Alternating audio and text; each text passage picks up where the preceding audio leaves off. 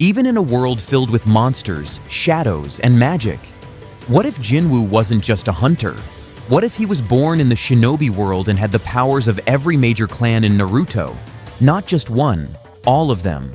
From the cursed red eyes of the Uchiha to the mystical chakra chains of the Uzumaki.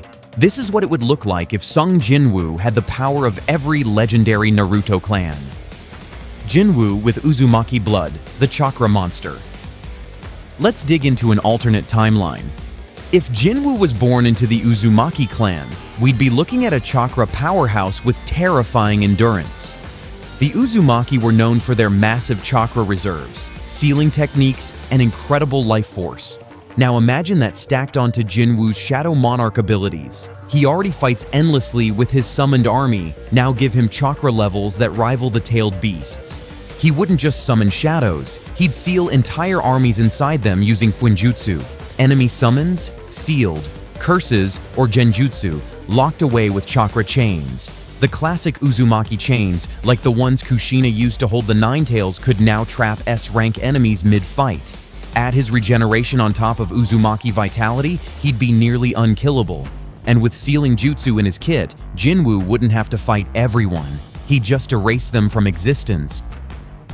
Jinwoo with the Uchiha curse, Sharingan Awakens.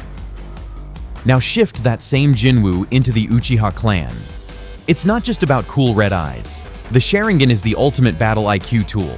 It sees chakra, copies jutsu instantly, and predicts movements like it's cheating. Now, Jinwoo's already a master strategist. Give him a Sharingan and every enemy move becomes a telegraphed joke.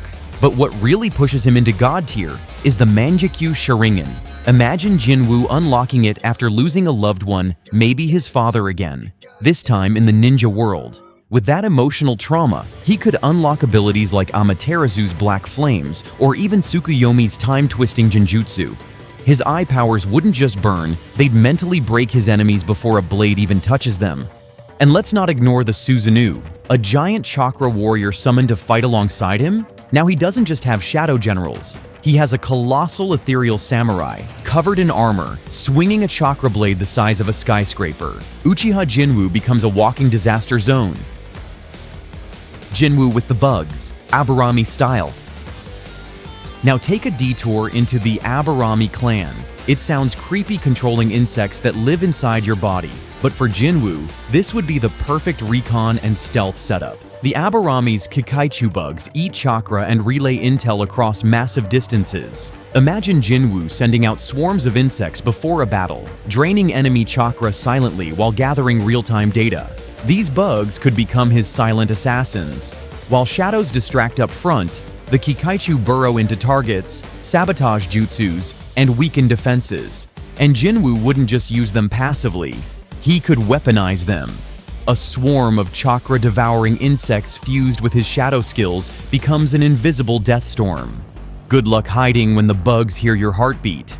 Aburame Jinwoo becomes untouchable in espionage. No traps surprise him, no ambush works, and any chakra-based ability used against him just becomes bug food.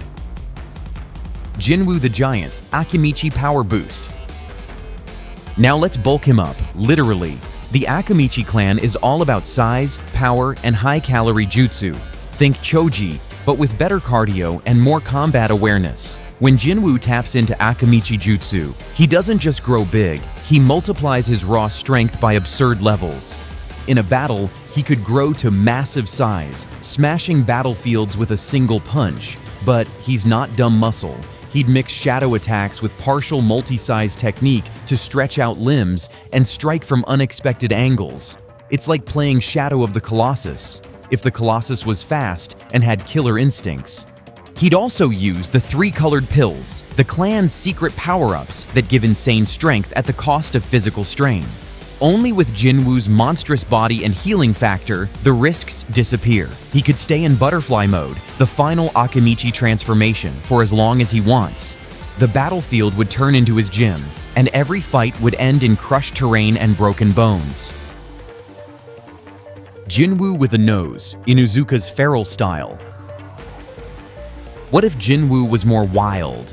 The Inuzuka clan adds beast-style taijutsu and animal synergy. Inuzuka shinobi fight alongside ninja dogs partners trained for combat and tracking. But Jinwoo wouldn't need a normal dog. His beast would be something terrifying, maybe a shadow-fused direwolf the size of a truck. Together, they'd rip through enemy lines using fang-over-fang drilling, spinning attacks that tear through defenses. With Jinwoo's reflexes and speed, that power becomes terrifyingly precise. And using the clan's four legs technique, he'd fight with enhanced smell, agility, and instincts. He'd become a blur of teeth, claws, and fury. This version of Jinwoo doesn't overthink. He hunts, he strikes, and he leaves nothing behind but footprints and blood. Jinwoo with a shadow legacy, Nara clan tactics. This one might feel too on the nose, but it fits too perfectly. The Nara clan specializes in shadow manipulation, and that's basically Jinwoo's entire identity.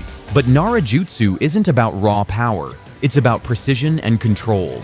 With shadow possession, shadow imitation, and even shadow sewing, Nara members trap enemies like puppets. Jinwoo could combine that with his shadow army, using one shadow to paralyze while another strikes. This makes him a battlefield general.